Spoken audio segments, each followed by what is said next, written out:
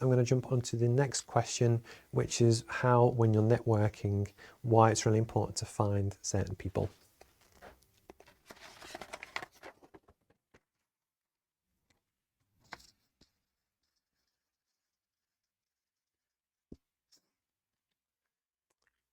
So now that the world is starting to open up, obviously with COVID, we've all been kind of locked in our houses or offices for about a year and a half, 2 years, and it feels like a long time.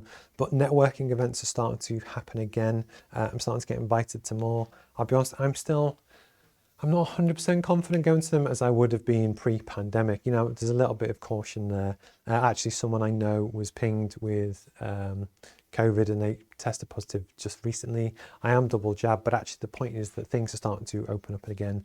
And one of the things that I think is really important is just how can you get the best value and the most impact out of your networking?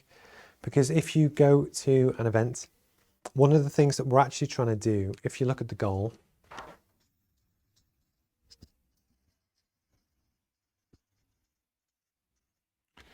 what we're actually trying to do with networking is build relationships. It's actually to get to know people, get them to know you, find out more about them and build personal relationships with people that, like Jennifer or Simon or Jonathan or whoever, build over time that actually, you know, you never know when either they could be a viable customer to you or you could help solve their pain point or whichever. But the point is, what you're trying to do is build relationships with people. One of the things that often comes up with networking is that you go to a big room of people or a small room of people, and actually people see or they visualize a network almost like a big circle. And then you have lots of different people.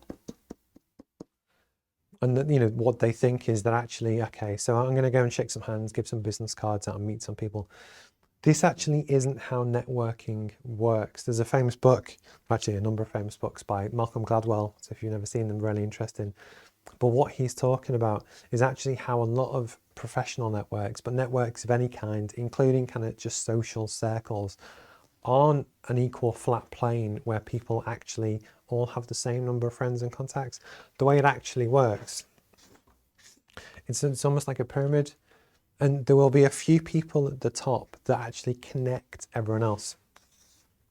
So these are the kind of people that different people have different phrases, but you can also argue are like the super connected people where actually, yes, if you go to a networking event and you speak to 5 people, because realistically, if you're there for an hour, it's probably realistic, maybe 10. But the point is, if you speak to 10 unconnected people that don't know anyone else, it's very hard to hit a big audience. If you can actually find the people, and in many ways it could be the network organizer, whoever does that, because they in theory will know everyone in the room, always seek out the super connected people. And one good way to test that is actually LinkedIn followers. That likewise, if someone has a following of 10,000 people or 50,000 people, chances are they've got a good network there that, you know, might help you in your aims and goals and stuff. And it's much better to build links with those kind of people and how that will then benefit your business or career or aims for your network versus sitting in a corner and not actually saying hello to anyone, which is really important. And it's that kind of thing that when you go to a networking event, there's a really great guest who I had on the podcast a while back called Jenny Smith, and she's got a business called Network Know Who. If you search Jenny Smith, that's Jeni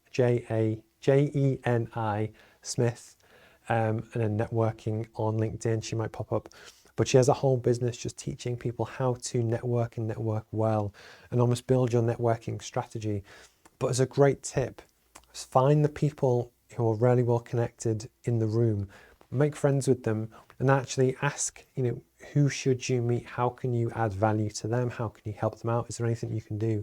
And again, what we're trying to do is just build relationships with people that on the course we call it adding value outside of your interest, but actually over time, the better your network, this is hugely valuable, and it could actually make or break the launch of your business or even your career prospects, because actually the more people that know who you are, especially if you have a good personal brand, if you ever find yourself being made redundant or you're going for a new job, if people already know who you are, they like you, they trust you, they like your tone of voice, they like your work ethic, and you're well respected for a certain thing, you're already kind of 80-90% the way there. So again, it could even be massive for your career. And it's that kind of thing that I think people often shy away from personal branding type stuff. They think it's just for other people or Instagram influencers or whatever. But actually, even if you're a mechanical engineer or an accountant or a solicitor, everyone has a brand, which is called reputation.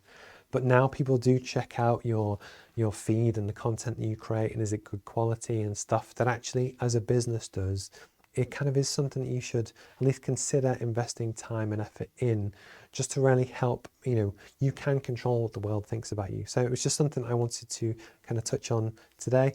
And if you've got any questions, please kind of drop them in the chat.